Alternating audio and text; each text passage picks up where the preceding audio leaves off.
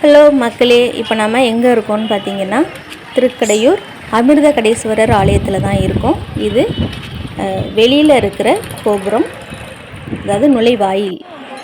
அடுத்து அப்படியே உள்ளே போனோம் அப்படின்னா மண்டபம். அந்த மண்டபத்தில் 2 பக்கமும் யானைகள் நின்று வரவேற்கிற மாதிரி வச்சுருக்காங்க. ஆனால் அந்த யானையை பார்க்கும்போது கொஞ்சம் நமக்கு பயமாக தான் இருந்துச்சு. ஏன்னா அடுத்தடுத்த கோவில்களில் நிறைய சம்பவங்கள் நம்ம பார்த்துருக்கோம். அதனால் அழகான வேலைப்பாடுகள் நிறைந்த மண்டபம். இந்த கோவில் எங்கே இருக்குது அப்படின்னு பார்த்தீங்கன்னா மயிலாடுதுறை மாவட்டம் தரங்கம்பாடி வட்டத்தில் திருக்கடையூர்ங்கிற கிராமத்தில் தான் இருக்குது. அமிர்த கடேஸ்வரர் அபிராமி தாயார் இங்கே தான் அப்பர் சுந்தரர் சம்பந்தர் தேவாரம் பாடியதும் இங்கே தான். அது மட்டுமல்ல, அபிராமி பட்டர் அபிராமி தாயார் மீது அபிராமி அந்தாதி பாடியதும் இங்கே தான். இந்த கோயிலோட வரலாறு என்னன்னு பார்த்தீங்க அப்படின்னா, மார்க்கண்டேயனுக்கு நீண்ட ஆயுளை கொடுத்தார். அதனால தான் பெரியோர்கள் தனக்கு நீண்ட ஆயுள் வேணும் அப்படிங்கிறதுக்காக இங்கே சிறப்பு பூஜைகள் செய்கிறாங்க. அதுக்கு என்ன காரணம் அப்படின்னா, மார்க்கண்டேயனோட ஆயுள் முடிஞ்சிருச்சு. உடனே என்ன பண்ணிட்டார், யமதர்மன் பாசக்கயிற்றை தூக்கிட்டு வந்துட்டார். அந்த நேரம் பார்த்து மார்க்கண்டேயன் சிவலிங்கத்தை கட்டி பிடிச்சிக்கிட்டு இருக்க யமதர்மன் அந்த பாசக்கயிற்றை வீசும்போது அது சிவலிங்கத்தின் மீது பட்டு உடனே சிவபெருமான் கோபத்தோடு எழுந்து, அதாவது உருவ வடிவம் எடுத்து யமதர்மனை காலால் எட்டி உதைத்து எரிச்சிட்டு மார்க்கண்டேயனுக்கு உயிரை காப்பாற்றினார் அப்படின்னு அங்கே உள்ள மக்கள் இன்னும் நம்பிக்கொண்டிருக்கிற ஒரு விஷயம். அதனால தான் இன்றளவும் பெரியோர்கள் அங்கே 80க்கு 80 60க்கு 60 கல்யாணம் செய்து தன்னோட ஆயுளை நீடிக்க இறைவனிடம் பிரார்த்தனை செய்கிறார்கள்.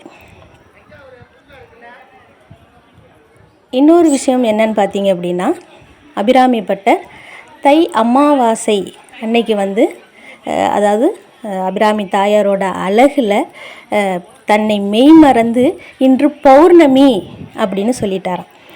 உடனே சரபோஜ மன்னர் கோபம் அது எப்படி அமாவாசை அன்னைக்கு நீ பௌர்ணமின்னு சொன்ன அப்படின்னு சொல்லி கோபத்தோட அவர் பார்க்கும்போது உடனே அபிராமி பட்டர் அபிராமி தாயார் மீது அந்தாதி பாடி அந்த அமாவாசை திதியை பௌர்ணமி திதியாக மாற்றினார் என்பது இன்னொரு வரலாறு.